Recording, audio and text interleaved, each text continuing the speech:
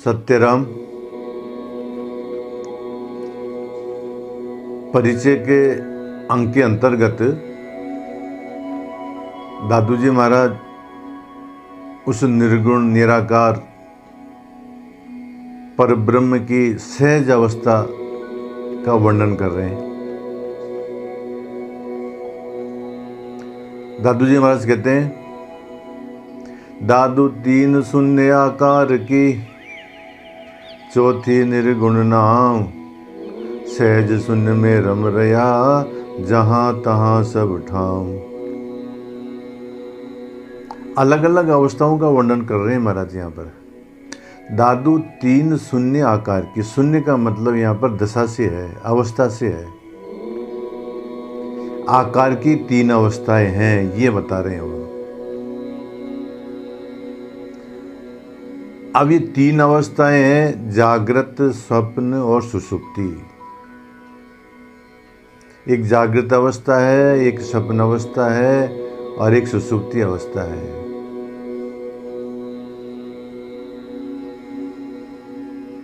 जागृत अवस्था का मतलब हम जागे हुए हैं, वो अवस्था। स्वप्न अवस्था का तात्पर्य जब सो जाते हैं और स्वप्न आता है तो वो अवस्था। और सुषुप्ति अवस्था का तात्पर्य यह है कि उसके अंदर जागृत भी नहीं रहता है, स्वप्न भी नहीं रहता है और एकदम सुषुप्ति अवस्था में रहता है। उस समय कोई होश नहीं रहता है और जब जाग कर के उठते हैं तब कहते हैं कि आज तो ऐसा सोया कि मालूम ही नहीं, कुछ भी मालूम नहीं पड़ा।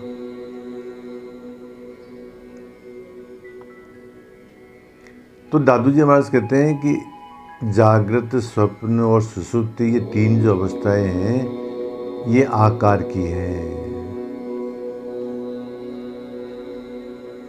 अब इसके तीन शून्य आकार की, इसके और भी अर्थ करते हैं।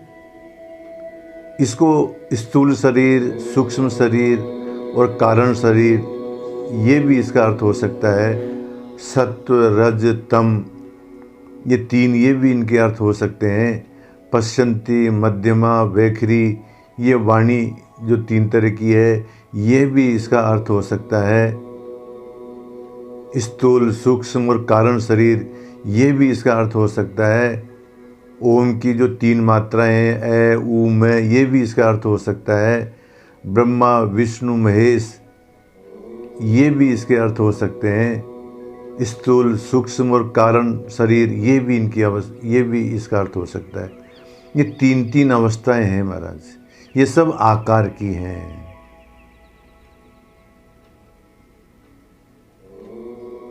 मतलब स्थूल अवस्थाएं हैं।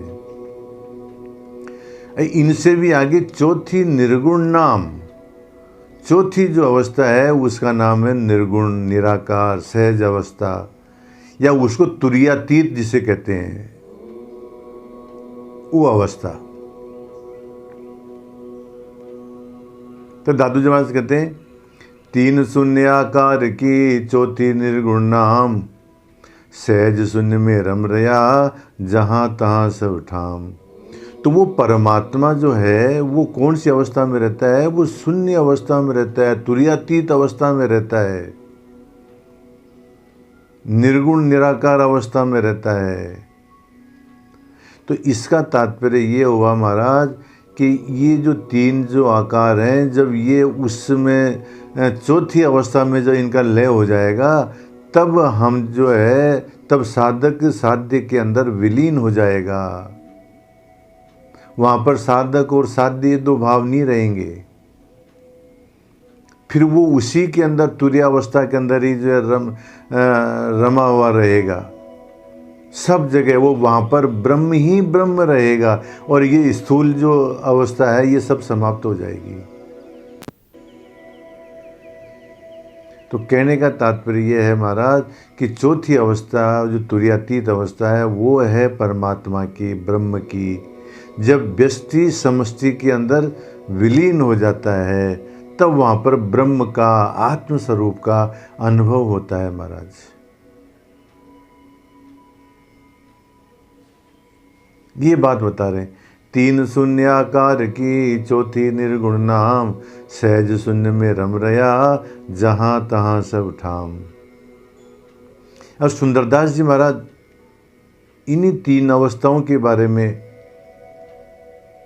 तीन शून्य के बारे में व्याख्या कर रहे हैं और कहते हैं जागृत स्वप्न सुषुप्ति तीन शून्य ये जान। ये तीन शून्य कौन है बताए ना दादू, तीन शून्य आकार की, तो वो शून्य ये क्या है? ये शून्य तीन अवस्थाएं कौन सी है? तो सुंदरदास जी महाराज कहते हैं जागृत स्वप्न सुषुप्ति तीन शून्य ये जान, ये तीन शून्य है।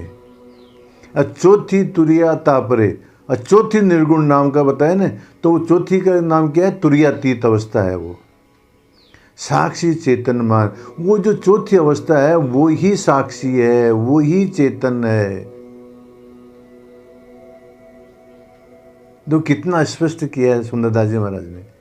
जागृत स्वप्न सुषुप्ति तीन शून्य ये जान, चौथी तुरिया तापरे साक्षी चेतन मान।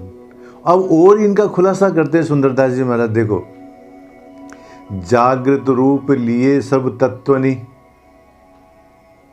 इंद्रिय द्वार करे व्यवहारो। अभी जागृत अवस्था की बात बता रहे हैं कि जागृत अवस्था के अंदर ये जो है पृथ्वी है, जल है, आकाश है, अग्नि है, वायु है, ये सब तत्व इसके अंदर रहते हैं। और आदमी इंद्रियों के द्वारा व्यवहार करता है, खाना है, पीना है, आना है, जाना है, हंसना है, खेलना है, ये सब जागृत अवस्था की बातें हैं। सुनना है, देखना है, बोलना है, वही बात बताएं सुंदरदास जी महाराज। जागृत रूप लिए सब तत्व ने इंद्रिय द्वार करे व्यवहारो, ये जागृत अवस्था की बात बताई। अब स्वप्न अवस्था की बात बता रहे हैं सुंदरदास जी महाराज। स्वप्न शरीर भ्रमे नव तत्व को, जो स्वप्न जो शरीर है वो 9 तत्वों का है। वो 9 तत्व कौन से हैं महाराज? एक तो अंतःकरण चतुष्टय, मन, बुद्धि, चित्त और अहंकार, 4 तो ये, और पंच प्राण। कौन कौन से? प्राण, अपान, समान, उदान और व्यान। चतुष्टय अंतःकरण और पंच प्राण, इनका होता है स्वप्न शरीर। तो स्वप्न शरीर भ्रमे नव तत्व को, ये 9 तत्वों का स्वप्न शरीर है। मानत सुख दुख अपारो, इसी के अंदर सुख और दुख की अनुभूति होती है। हम इसी को सुख और दुख इन्हीं के द्वारा मानते हैं। लीन सबे गुण हो तो सुसुप्ति, और ये सारे गुण जो है सुसुप्ति के अंदर लीन हो जाते हैं। जाने नहीं कुछ घोर अंधारो, उसके अंदर कुछ भी ज्ञान नहीं रहता है। ये सुसुप्ति अवस्था है। तीनों को साक्ष्य रहे तुरियातीत, जागृत का भी, स्वप्न का भी और सुसुप्ति का भी जो साक्षी है वो तुरियातीत है। सुंदर सोही स्वरूप हमारो, सुंदरदास जी ने वही स्वरूप हमारा है। देखो, सुसुप्ति का भी देखने वाला है कोई। जब भी तुम ऐसा कहते हैं कि आज मैं ऐसा सोया कि कुछ मालूम नहीं पड़ा, इसका मतलब जिसको मालूम पड़ा, जो ये खबर दे रहा है कि आज मैं ऐसा सोया, इसका मतलब उसका कोई साक्षी था। वो साक्षी क्या? तुरियातीत है। और वही जो है मतलब स्वरूप है हमारा, सुंदरदास जी महाराज कहते हैं। और वो ब्रह्म का साधन क्या है? ब्रह्म को कैसे मालूम करें, ब्रह्म की अनुभूति कैसे होवे? तो सुंदरदास जी महाराज को फिर कहते हैं तुरिया साधन ब्रह्म को। ब्रह्म को यदि जानना है तो तुरिया अवस्था में जाना पड़ेगा। वही दादू जी महाराज कहते हैं, दादू तीन शून्य आकार की चौथी निर्गुण नाम, वो चौथी अवस्था में जाओगे जब सहज शून्य में रम रहा, तभी वहां जाकर के आप जो है ब्रह्म का अनुभव कर सकोगे। वही बात सुंदरदास जी महाराज कहते हैं, तुरिया साधन ब्रह्म को, अहम ब्रह्म सो होय। वहां पर ही ऐसा अनुभव होता है कि मैं ब्रह्म हूं। तुरियातीत अनुभव ही है, या तुरियातीत का अनुभव है अहम ब्रह्मास्मि। मैं तू रहे न कोई, वहां पर न तो मैं रहता है न तू रहता है, वहां तो केवल ब्रह्म ही ब्रह्म रहता है। चलो अस्तु।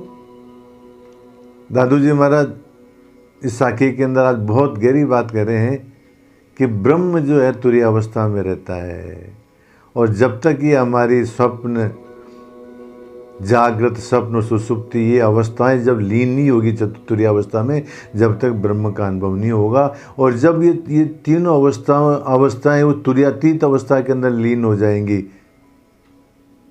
तब सहज शून्य में रम रहा, तो वहाँ पर जो है वो सहज अवस्था है। फिर वहाँ ही जो है मतलब परब्रह्म के अंदर हम रम रहेंगे। जहाँ तहाँ सब ठाम, वहाँ सब जगह ब्रह्म ही ब्रह्म की अनुभूति होएगी। अर्थात ये जो व्यष्टि है ये समष्टि के अंदर विलीन हो जाएगा और वहाँ केवल एक ही तत्व रहेगा, ब्रह्म ही ब्रह्म है। इस प्रकार से दादू जी महाराज इस साखी के अंदर 3 स्थूल अवस्थाएं और 4थी सूक्ष्म अवस्था बता रहे हैं। और सूक्ष्म अवस्था के अंदर ही हमारे को आत्मस्वरूप का, ब्रह्म का अनुभव हो पाएगा। ये बात दादू जी महाराज यहाँ बता रहे हैं। सत्यराम।